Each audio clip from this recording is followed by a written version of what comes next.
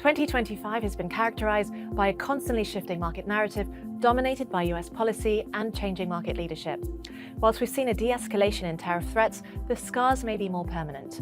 Investing in a post-globalization world requires investors to rethink asset allocation as favored assets become less attractive and new opportunities emerge. Heading into the second half, global growth and inflation face potential challenges from disruptive trade policies. Trade disruptions have triggered a supply shock to the US and a demand shock elsewhere, adversely impacting confidence and activity. Despite a pause in higher reciprocal tariffs, near-term growth is projected to slow both in the US and Europe. However, fiscal policy from tax cuts in the US, European defense and infrastructure spending, and Chinese stimulus could provide an offset over the medium term. The Fed is balancing upside risks to inflation against a weakening economy and is expected to proceed cautiously.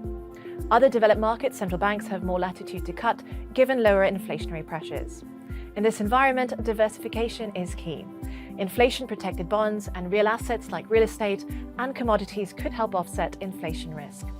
Equity markets are likely to continue to broaden, with opportunities expanding both within the US and across other regions. Value stocks, especially in energy and materials, offer more attractive valuations than growth stocks and may do better in an inflationary environment. Select emerging markets like India, Indonesia, and Argentina also present attractive opportunities. Higher trend inflation and wide fiscal deficits are likely to push bond yields higher, weakening the outlook for developed market sovereign bonds. However, credit sectors including high yield and select emerging markets offer meaningful diversification and yield.